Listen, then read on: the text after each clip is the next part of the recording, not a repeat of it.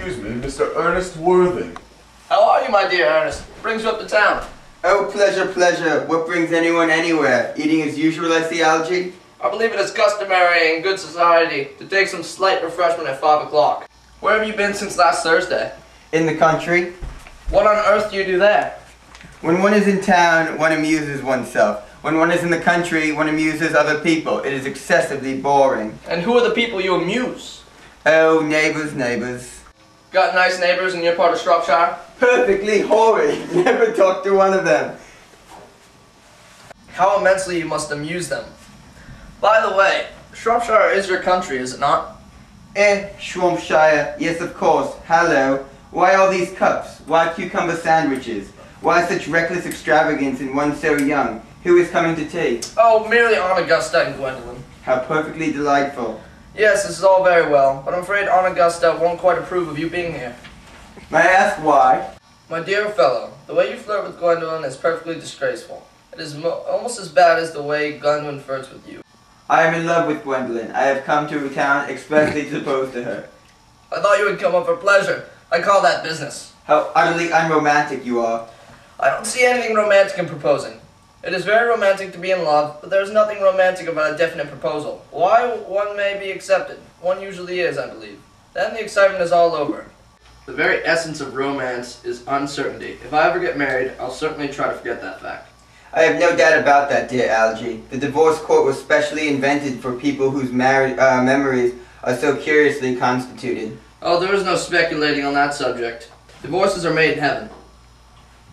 Hey, please don't touch the cucumber sandwiches. They are ordered specifically for Aunt Augusta. Well, you have been eating them all the time. That is quite a different matter. She is my aunt.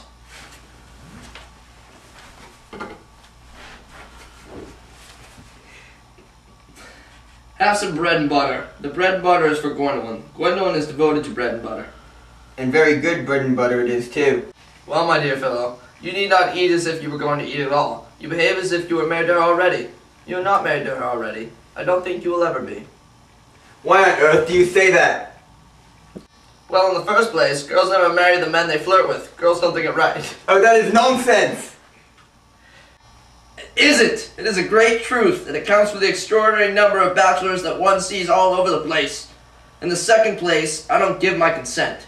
Your consent! My dear fellow, Gwendolyn is my first cousin, and before I allow you to marry her, you will have to clear up the whole question of Cecily. Cecily? What on earth do you mean? What do you mean, Algie, by Cecily? I do not know anyone of the name of Cecily. Bring me that cigarette case Mr. Worthing left in the smoking room from the last time he dined here. Yes, sir. Do you mean to say you've had my cigarette case all this time? I wish to goodness you would let me know. I've been writing frantic letters to Scotland Yard about it. I was very nearly offering a large reward. Well, I wish you would offer one up. I happen to be more than usually hard up. There is no good offering a large reward now that the thing is found. Thank you, Lane. I think that this is rather mean of you, Ernest. I must say. However, it makes no matter for now that I look at the inscription inside. I find that the thing isn't yours after all. Of course it is mine! You have seen me with it 100 times, and you have had no right whatsoever to read what is written inside. It is a very ungentlemanly thing to read in a private cigarette case. Oh, it is absurd to have a hard and fast rule about what one should read and what one shouldn't. More than half of modern culture depends on what one shouldn't read. I am quite aware of the fact, and I don't propose to discuss modern culture. It isn't the sort of thing one should talk of in private. I simply want my cigarette case back. Yes, but this isn't your cigarette case. This cigarette case is a present from someone of the name of Cecily, and you said you didn't know anyone of that name. Well, if you want to know, Cecily happens to be my aunt. Your aunt? Yes, charming old lady she is too. Lives at Tunbridge. Just give it back to me, Algie. But why does she call herself Cecily if she is your aunt and lives at Tunbridge Wells? From little Cecily with her fondest love? My dear fellow, what on earth is there in that? Some aunts are tall, some aunts are not tall. That is a matter that surely an aunt may be allowed to make for herself. You seem to think that every aunt should be exactly like your aunt. That is absurd! For heaven's sake, give me back my cigarette case, Algie. Yes, but why does your aunt call you her uncle? from little Cecily with her fondest love to her dear Uncle Jack. There is no objection, I admit, to an aunt being a small aunt. But why an aunt, no matter what her size may be, should call her own nephew her uncle? I can't quite make out. Besides, your name isn't Jack at all. It's Ernest. It isn't Ernest, it's Jack. You have always told me it was Earnest. I have introduced you to everyone as Ernest. You answer to the name of Ernest. You look as if your name was Ernest. You are the most earnest-looking person I ever saw in my life. It is perfectly absurd you're saying that your name isn't Ernest. It's on your cards. Here's one of them. Mr. Ernest Worthing, B4, the Albany. I'll keep this as proof that your name is Ernest if you ever attempt to deny it to me or to Gwendolyn or to anyone else. Well, my name is Ernest in the town. And Jack in the country, and the cigarette case was given to me in the country. Yes, but that does not account for the fact that your small Aunt Cecily, who lives at Tunbridge Wells, calls you her dear aunt uncle. Come, old boy, you had much better have the thing out at once. My dear Algie, you talk exactly as if you were a dentist. It is very vulgar to talk like a dentist. When one isn't a dentist, it produces a false impression. Well, that is exactly what dentists always do. Now go on, tell me the whole thing. I may mention that I've always suspected you of being a confirmed and secret Bunburyist, and I am quite sure of it now. A Bunburyist? What on earth do you mean by a Bunburyist? I'll reveal to you the meaning of that incomparable expression as soon as you are kind enough to inform me why you are Ernest in town and Jack in the country. Well, produce my cigarette case first. Here it is. Now produce your explanation, and pray make it improbable. My dear fellow, there is nothing improbable about my explanation at all. In fact, it's perfectly ordinary. Old Mr. Thomas Cardew, who adopted me when I was a little boy, made me in his will guardian to his granddaughter, Miss Cecily Cardew. Cecily, who addresses me as her uncle for motives of respect that you could not possibly appreciate, lives at my place in the country under the charge of her admirable governess, Miss Prism. Where is that place in the country, by the way? That is nothing to you, dear boy. You are not going to be invited. I may tell you candidly that the place is not in Shropshire. I suspected that, my dear fellow. I have Bunburied all over Shropshire on 2 separate occasions. Now go on. Why are you Ernest in town and Jack in the country? My dear Algie, I don't know whether you will be able to understand my real motives. You are hardly serious enough. When one is placed in the position of guardian, one has to adopt a high moral tone on all subjects. It's one's duty to do so.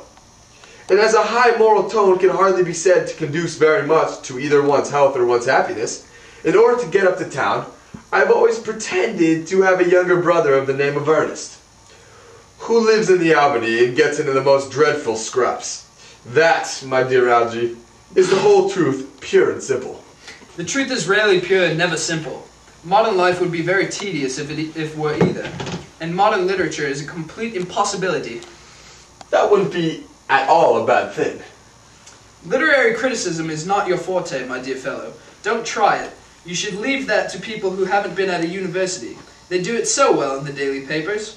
What you really are is a Bunburyist. I was quite right in saying you were a Bunburyist. You are one of the most advanced Bunburyists I know. What on earth do you mean? You've invented a very useful younger brother called Ernest, in order that you may be able to come up to town as often as you like. I have invented an invaluable permanent invalid called Bunbury, in order that I may be able to go down into the country whenever I choose. Bunbury is perfectly invaluable. If it wasn't for Bunbury's extraordinary bad health, for instance, I wouldn't be able to go to dine with you at Willis's tonight, for I have been really engaged to Aunt Augusta for more than a week. I haven't asked you to dine with me anywhere tonight. I know, you are absurdly careless about sending out invitations. It is very foolish of you. Nothing annoys people so much as not receiving invitations. You had much better dine with Aunt Augusta tonight. I haven't the smallest intention of doing anything of the kind. To begin with, I dine there on Monday, and once a week is quite enough to dine with one's own relations. In the second place, whenever I do dine there, I am always treated as a member of the family, and sent down with either no woman at all, or 2. In the third place, I know perfectly well whom she will place next to me tonight. She will place me next to Mary Farquhar. Not Mary Farquhar. Quite. Who always flirts with her own husband across the dinner table. That is not very pleasant. Indeed, it is not even decent. And that sort of thing is enormously on the increase. The amount of women in London who flirt with their own husbands is perfectly scandalous. It looks so bad. It is simply washing one's clean linen in public. Besides, now that I know you to be a confirmed Bunburyist, I naturally want to talk to you about Bunburying. I want to tell you the rules. I am not a Bunburyist at all. If Gwendolyn accepts me, I'm going to kill my brother. Indeed, I think I'll kill him in any case. What? Cecily's a little too much interested in him. It is rather a bore. So I'm going to get rid of Ernest, and I strongly advise you to do the same with with your invalid friend who has the absurd name. Nothing will induce me to part with Bunbury, and if you ever get married, which seems to me extremely problematic, you will be very glad to know Bunbury. A man who carries without knowing Bunbury has a very tedious time of it. That is nonsense. If I marry a charming girl, like, say, Gwendolyn, and she's the only girl I ever saw in my life that I should marry, I certainly won't want to know Bunbury. Then your wife will. You don't seem to realize that in married life, 3 is company and 2 is none. Oh, that, my dear young friend, is the theory that the corrupt French drama has been propounding for the last 50 years. Yes, and that happy English home has proved in half the time. For heaven's sake, don't try to be so cynical. It's perfectly easy to be cynical. My dear fellow, it isn't easy to be anything nowadays. There's such a lot of beastly competition about. Ah, that must be Aunt Augusta. Only relatives or creditors ever ring in that Wagnerian manner. Now, if I get her out of the way for 10 minutes so that you can have an opportunity for proposing to Gwendolyn, may I dine with you tonight at Willis's? Oh, I suppose so. If you want to. Yes, but you must be serious about it. I hate people who are not serious about meals. It is so shallow of them.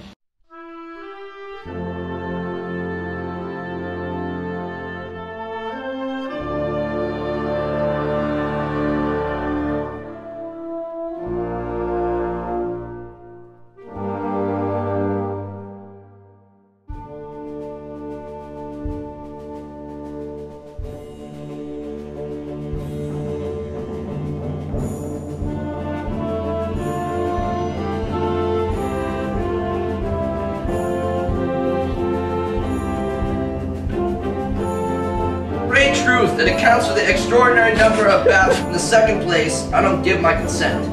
Your consent. My Oh, pleasure. Yes, this is all very well, but I'm afraid Aunt Augusta won't quite approve of you being here. I ask why.